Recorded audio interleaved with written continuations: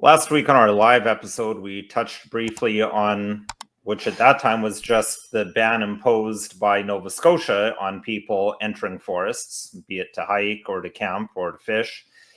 But New Brunswick quickly got on that bandwagon of locking people out of forests. Newfoundland imposed some very heavy fines for people disobeying a fire ban. And I figured it was worth revisiting this and looking at it in a little bit more detail and with some consideration of the charter and how that might come into play.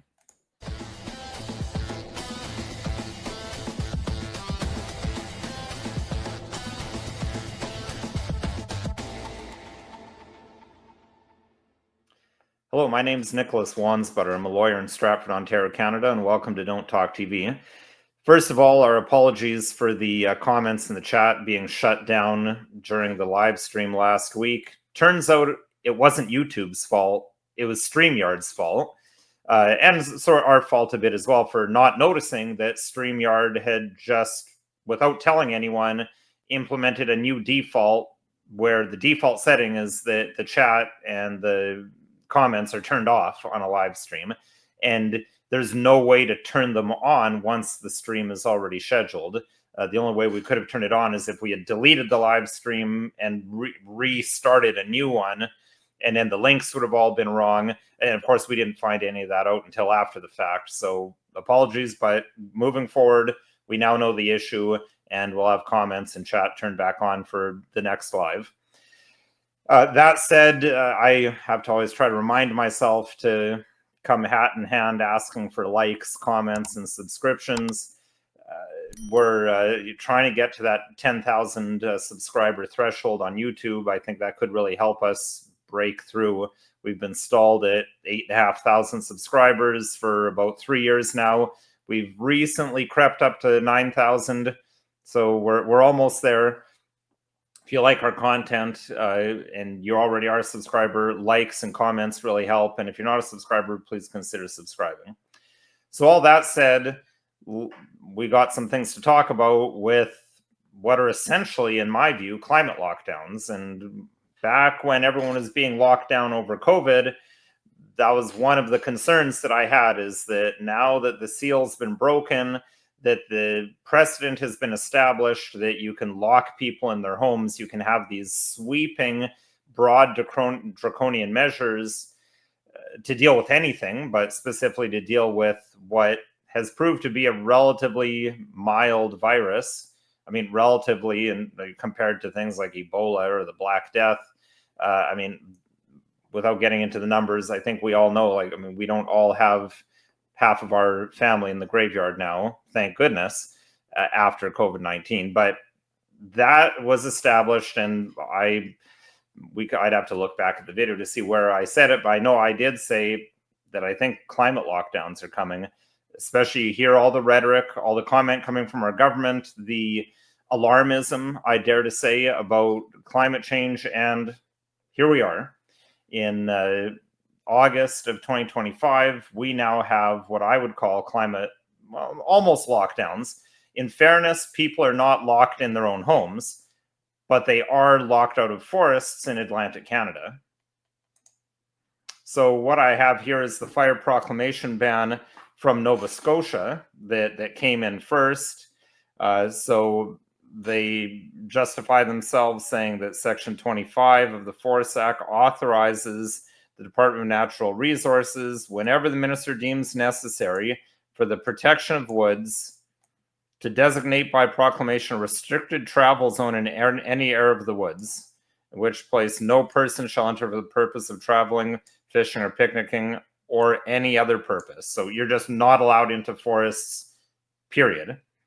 So this proclamation, they've now declared the entire province, no woods anywhere in the entire province of Nova Scotia, all counties of Nova Scotia. And this is going to be until October the 15th, 2025. So no one is allowed to enter forests in Nova Scotia until October. And as we've seen, they're handing out $25,000 fines with a tax on top of that. We saw one individual who purposely went in about 5 feet into a forest just to get the ticket so he'd have standing. and we'll see how that goes. But as I said in the preamble, New Brunswick then quickly jumped on this bandwagon. We then see on Sunday, August the 10th, all Crown land in New Brunswick will be closed due to wildfire hazard and dry conditions. So all industrial and recreational activities are prohibited on Crown land and private woodlots. So we're not just talking about Crown land, actually. It makes it sound like it's Crown land at the beginning, but we're talking about private forests as well. No hiking, no camping, no fishing. I mean, it doesn't get more blanket than that. I mean, it's just a blanket ban. The land is closed. You're not allowed to go into forests. You're not allowed to go into nature. Well, nature, if it has trees, you're not allowed to go into it in Nova Scotia and New Brunswick as of right now. So I've never seen, since COVID, aside from COVID, I've never seen this sweeping sort of ban on people's activity. So it immediately brings up questions of people's charter rights, their rights to be free, to move about in the country, to walk through a forest, especially if it's one that they own, as in we see in New Brunswick. You're not even allowed to walk through your own forest if you have some forest on your property. So, and as we've discussed, I think it's worth looking at and considering sections 1 and 33 of the Charter of Rights and Freedoms and the Oakes test that comes out of that, because as we know, and we've covered before, and specifically I went over this in detail in episode 58, which we're going to look at a little bit here, but I encourage you to watch that video for a more detailed discussion on this. But too long didn't watch version. We have limits. Our charter freedoms are not unlimited. And I think this is for some good reasons. The example I've used is religious freedom. Say there were some people who wanted to bring back Aztec or Mayan or Incan sun worship, and they wanted to start kidnapping random people off the street and cutting their hearts out to sacrifice to the sun. If we had unlimited freedoms under the charter, then they couldn't be prosecuted for murder because that's part of their religion. So there have to be some reasonable restrictions on the rights that we have, but the key word is reasonable, and that's what section 1 says. So as I said in episode 58, I went over this in detail, and we'll just play this in the background here. As I say, you can watch the episode for more details, but just to give you kind of a brief rundown of this, the Oakes test lays out 2 parts. I think it's first worth noting here, as I've got up on the screen here from, what have we got here, the 8:44-minute mark, that it's on the government to prove that their restriction of people's rights is justified, and it's with a very high degree. Now, they have to establish then that the limit is reasonable and demonstrably justified in a free and democratic society. So there's 2 criteria for that. The first is that the objective that they're seeking to achieve, that this law, so the ban on entering into woods, the objective that they're seeking to achieve, and of course, YouTube's going to play an ad right in the middle of it, even though my videos are demonetized. So first, they have to establish that the measures that are implemented, that they're designed, that it's for something that's significantly important enough to be worthy of overriding a constitutional right. So it has to be a very important overriding concern. Well, we'll look at what exactly the objective of the government is here, but the second is that we must show that the means chosen are reasonable and demonstrably justified. So they have to show that they're carefully designed to achieve the objective in question, and they must be rationally connected to the objective. So let's have a look at, I think it's worth looking. First of all, what exactly is the objective here? I thought that the objective actually was to stop forest fires, which, as we'll see in a moment here, the Premier of New Brunswick candidly admits that it's preposterous to say that people are going to start a fire by just walking. So let's look at what is their objective here. This is at least the objective for New Brunswick, but I think it's interesting we have a member of government admitting that to suggest that just walking the forest could cause a fire is patently absurd.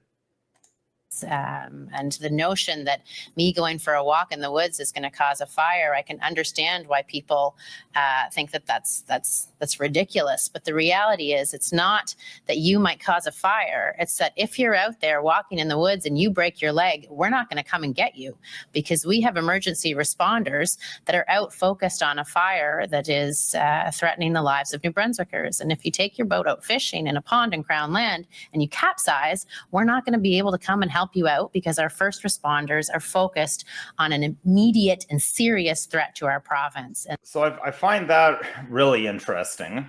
So we have an admission here that it's not because you're going to cause a fire by walking in it.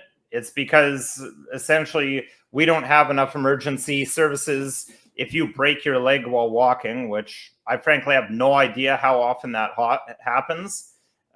I've never actually seen it happen. It's never happened to anyone I know when people walk in the forest. It seems like something unlikely, but is that a sufficiently important objective to override everyone's rights? The vague notion that someone somewhere might break their leg while walking and we can't go get them, therefore no one is allowed to go in the forest at all.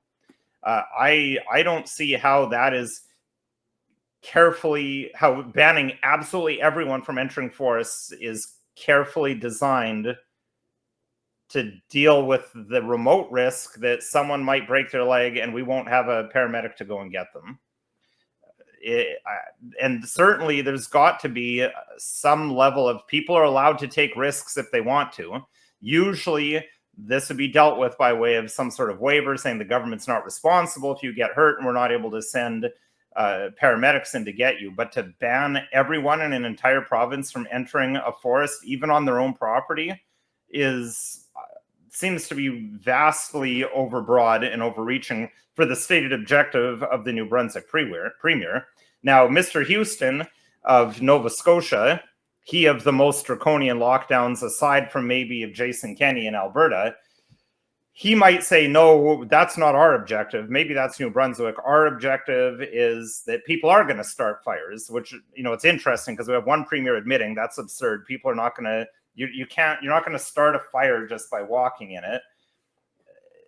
The premier of New Brunswick has already anticipated my argument of how it doesn't meet the Oaks test or the Section 1 test to limit everyone in an entire province from even walking in forests, because it's just so unlikely that they'd be starting fires from that. Now, I have a bit more sympathy for Newfoundland's approach, where they're just imposing hugely draconian fines for people who don't abide by a fire ban. That is at least a bit more directly connected, coming down heavy on people who are lighting fires. That makes more sense than just banning everyone from even attending inside a forest. So, and then of course, we should also note, let me get that up here. We should also note that the province of New Brunswick has banned the use of firearms on rifle ranges as part of their ban. Now, this, I'm not sure, is this part of the, people might shoot themselves or shoot someone else, and that's why we need to ban firearms? I mean, maybe if they said maybe this is more fire related, hot brass, if not taken care of, could possibly in extremely dry conditions start a fire.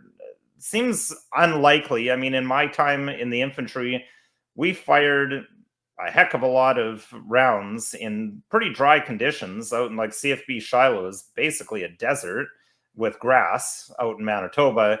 I've never actually seen a fire started from muzzle flashes or hot brass, but I suppose it's possible. But again, is shutting down every single range is that a minimally intrusive reduction of people's rights? Is that something that is carefully designed to achieve the objective of reducing forest fires? And will they ever allow people to start using ranges again? I mean, you can see the kind of death spiral of reasoning here where, we've just got to ban everything. I mean, Imagine if they treated automobiles like this. I mean, I dare say sometimes it seems like if as many people, like if we had the government we have now back when motor vehicles were first invented, they would be illegal for everyone after the first few accidents. And especially in the early days of motor vehicles, there were a lot of accidents and a lot of deaths. They weren't as safe as they are now. But fortunately, they didn't just ban everything. And over time, we got safer motor vehicles and reasonable laws like speed limits and things like that. So I think looking at all of this, it's fairly clear that there's some serious issues with this law, and I don't think it'll stand up to constitutional scrutiny. I know the Justice Center for Constitutional Freedoms is challenging this. They've done lots of good work in the past. Thank God that we have a group like that in Canada, and I wish them good success in their challenge on this one. Of course, this video is not legal advice. If you need legal advice, call a lawyer. My contact information is listed below if you want me to be that lawyer, or you feel free to call another lawyer. And if you have any topics you'd like to see us discuss, please send an email to the email address listed below or leave a comment in the comments section. And if you found this video at all interesting, helpful, or informative, please consider liking, sharing, subscribing, and following us on social media.